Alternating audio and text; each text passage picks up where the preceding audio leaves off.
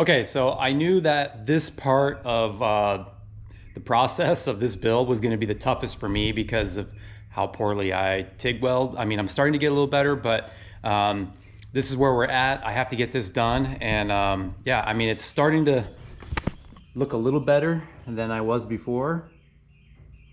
So this is that flange that has to go on the throttle body. And I also tack welded the other flange on the intercooler as well. So I still have to fully weld that. We made a bracket for the intercooler itself and also the radiator, which is going to sit here. I still have to make something off the top of this rail here down to this spot to kind of stabilize the top of it. But we also got this tube here done. Okay, this is the driver's side charge pipe. It's not terrible. I mean,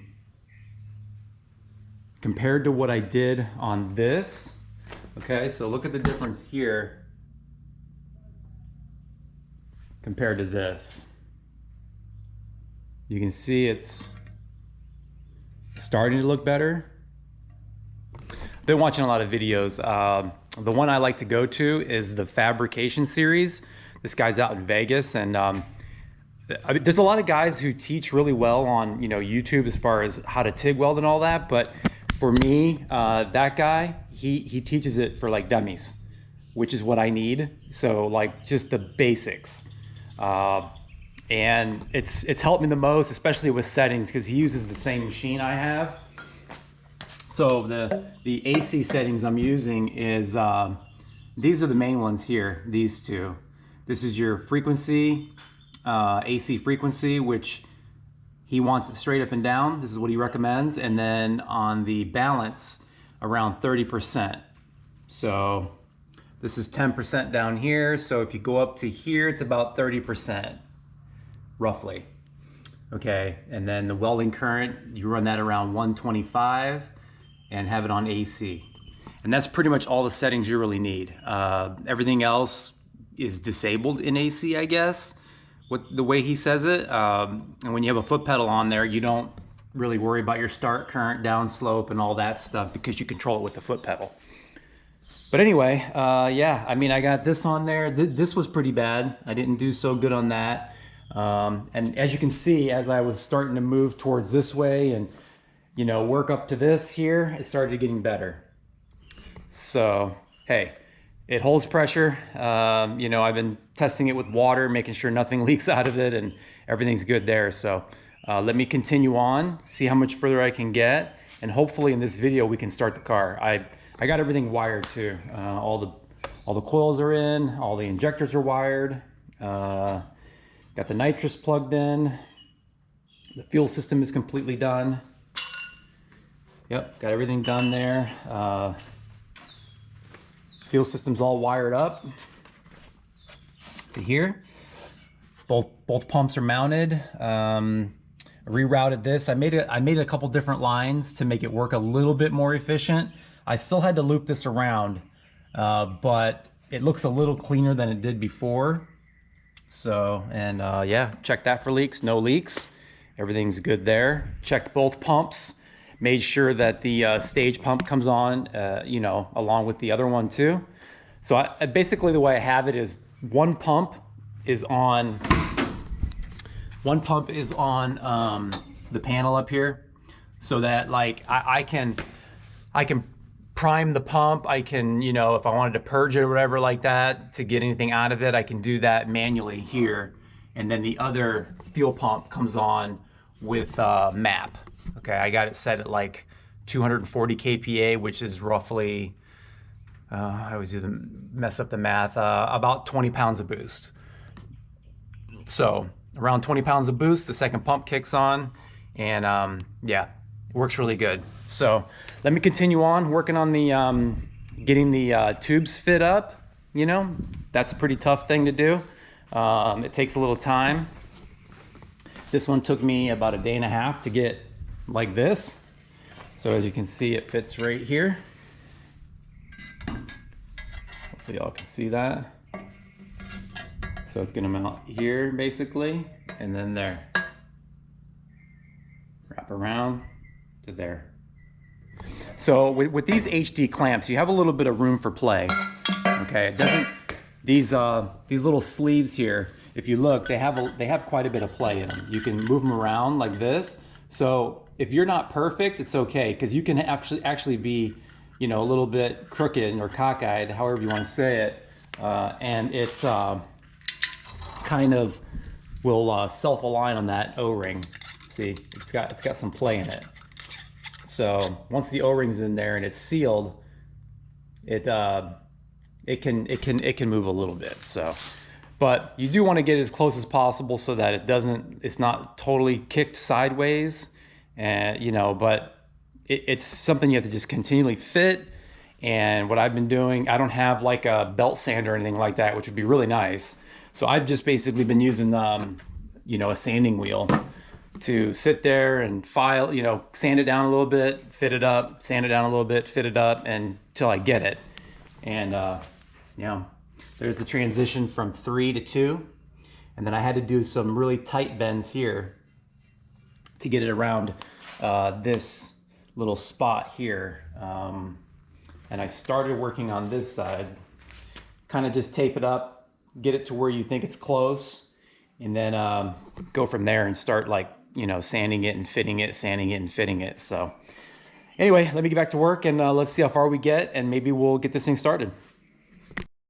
Okay, so here's what I was talking about with these clamps here. Okay, so they're both on, both clamps are on, and you can see how much this thing can move. See how much that can move? This is without O-rings in it, so you can see that you do have like a pretty good margin of error. So you don't have to be perfect. It kind of like self-aligns itself, so it looks pretty good. I'm debating on whether I should paint it black or not, or just leave it aluminum. I don't know. I kind of been using the Scotch-Brite here to just kind of cleaning it up a little bit. I was kind of like scratching it to prep it to paint it, but I don't know. Doesn't look horrible. Silver. And you know, in the future, when we do the 2J, this is definitely going to be all changed. This 2.5 is going to have to be 3-inch. So I'm basically going to have to cut all that off anyway. But this is really good practice for when that day comes. So anyway, let me get back to work. Okay guys, so we got the passenger side tacked up here, a couple tacks here, one there, one on the other side, and one there, and there.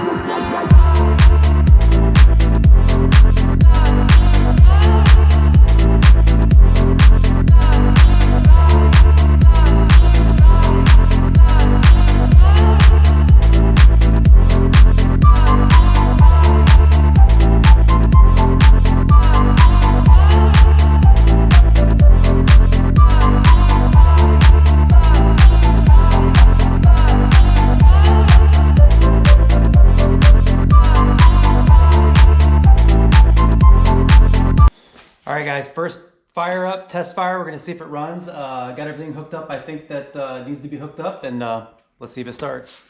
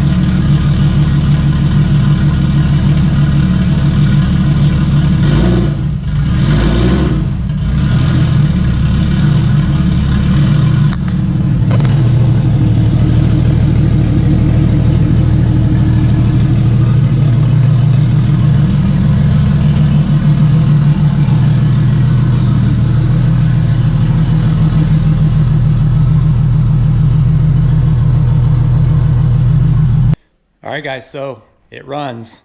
I really didn't expect it not to run. I mean, I really didn't change anything, just a few little changes on the harness, but other than that, it's pretty much, this thing was running a month and a half ago. So yeah, I mean, the intercooler piping came out pretty good. As you can see, where I got closer, I did this pipe last. So as you can see, this is how it came out as I'm getting closer to the end of welding, and this is how it was when I started, here and here. So you can tell that, like, practicing this stuff is really what makes you good at it, and you know, just doing it a bunch of times, because I started to get used to it. And you can see how I can see how you could get a really good, you know, bead going. And it's just, aluminum is so, it's weird. It's much different than steel. The temperature is extremely critical. Like, if you have to be right on the edge of the whole part falling apart, and you know, or it's too cold to not make a puddle. So as soon as you make a puddle with the aluminum, if you get any hotter than that, you could just fall right through and your part's gonna fall apart. So it's a tricky material to weld, but I do like it. I mean, I'm starting to get used to it, and it was towards the end there, I started getting in a rhythm and started going much quicker too. This first one took me forever, but this pipe over here took me half the time of that one. So, but yeah, everything's coming together. So now it's just a bunch of little stuff, you know. Still got to wire up the headlights, got to wire up this nitro solenoid, got to wire up the boost controller and the electric fan, got to put the radiator in, and yeah. Back here, we still have to do the Scott rod panels. But I mean, I see this, like, if I put another good solid week in, we could definitely get this thing out next weekend and test. If there was, you know, if the track was open or there was like a test and tune or something like that, we could definitely get it out and start testing on it. So, and yeah, I mean, a few things, not too much to do in here either. Fix the shifter cable. I still don't have the throttle cable in. I got to go take that off the other car. But like I said, just little things here and there, no big deal. It's I'm finally seeing how this is coming together. So, but anyway, hope you guys enjoyed this video. The first startup, or the first startup in this car. So, but anyway, that's gonna do it. Hopefully the next video will be wrapping this thing up and maybe taking it to the track. I don't know, we'll see.